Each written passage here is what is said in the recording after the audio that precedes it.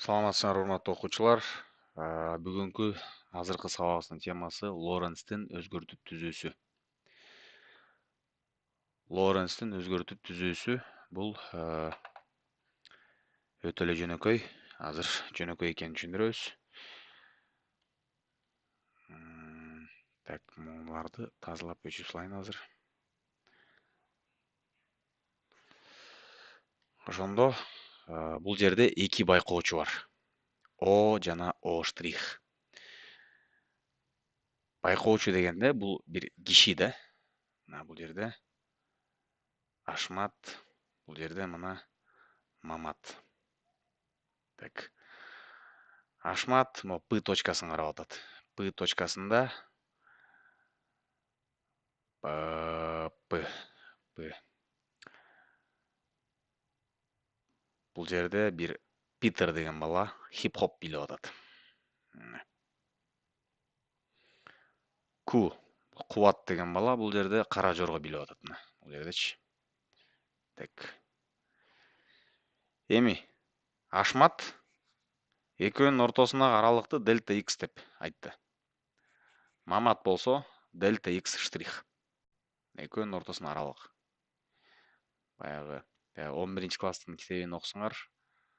Event дегенде окуя деп которгон да. Негизи event деген окуя, бирок окуя деген эмне негизи? Ал жерде бир нерсе болуп атат да. Эми бир киши билип атат деп коелук мына.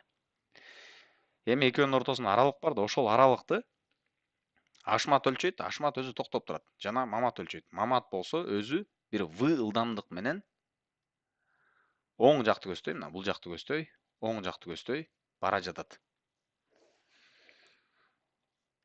Эгерде бул жерден биринчи теориясын түшүнөлүк. Эгерде Мамат өтө тез ылдамдык менен жылса, не болот бул жерде? Аралыктын кыскаруусу болот, туура? Аралык кыскарат бунун үчүн. Мамат үчүн аралык кыскарат. Жана Маматтын убактысы жай өтүп баштайт. Себеп дегенде Маматтын ылдамдыгы чоң. Ылдамдыгы немеге жакындаса, баягы жарыктын ылдамдыгына жакындаса, жарыктын ылдамдыгынан аша албайт, жарыктын ылдамдыгынан азыраак, баягы жакындаса, Маматтын убактысы жай өтөт. Жана Маматтын көргөн аралыгы дагы кичирейет. Демек, баягы Галилейдин өзгөртүп түзүүсүндө кандай эле? Галилейдин өзгөртүп түзүүсүндө бир кыймылдап бара жаткан байкоочу жана токтоп турган байкоочунун экөөнүн байкоосундагы могу аралыктар бирдей болуш керек болчу. Бирок бул жерде бирдей болбойт. Себеп дегенде убакыт жана аралык булар өзгөрбөгөн туруктуу бир өлчөмдөр эмес да. Эми Лоренстин теңдемелерин карайлык. X prime, X штрих деген бул өзү ылдамдык менен жылпыратпайбы? Ылдамдык менен жылпыратканда могу P бул жерде Питер билип атты беле. Питер билип аткан чейинки аралыкты бул X prime деп өлчөйт.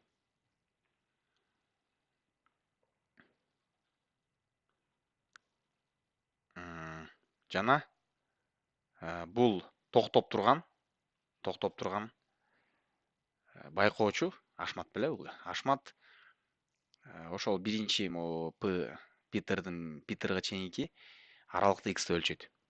Эми Y жана Z огунда экөөнүкү тең эле бирдей болот. Себеп дегенде бул X багытта гана жылпыраткан үчүн Y жана Z окторунда ордунда эле турган болот да, алмашпайт алар. Экөө тең, эки байкоочу да тең бирдей болот. Эми мына бул жерден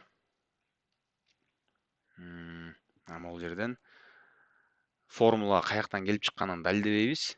Биз гана бул жерден муну гана айтабыз. Убакыт кыймылдап бара жаткан Маматтын убактысынын могул формула менен табасыңар. Бул формуланын далили китепте жок, көп эле китепте жок. Мунун далили өтө эле мындай татаал менен келип чыгарган. Бул жерде гамма деген эмне эле? Гамманы мына бул жерге катып койгом. Гамма бул бир катыш болчу да. В бул байкоочунун ылдамдыгы, могу кыймылдап бара жаткан байкоочунун ылдамдыгы v. Бул s болсо жарыктын ылдамдыгы. Ошентип гамманы бул жерден гамманы бул жерге коесуңар, гамманын ордуна монун баарын так бияка. Эми бул мына могул убакыт байкоочу кыймылдап бара жаткан байкоочунун убактысы, токтоп турган байкоочунун убактысынан качан айырмаланат? Бул ылдамдык өтө чоң болгондо. Эгерде биздин күнүмдүк ылдамдык болсо, кайра эле баягы бул жөнөкөйлөшүп келип эле Галилейдин өзгөртүү түзүүсүнө барабар болуп калат да. Бул жерде x штрих деген могу кыймылдап бара жаткандын байкоосундагы аралык x боюнча. Эми бул x'тен кайра x штрихтен x'ти алып келсе, формуланы бул дагы китепте кандай алып келингени жок. Бул сразу эле жазып койгон да.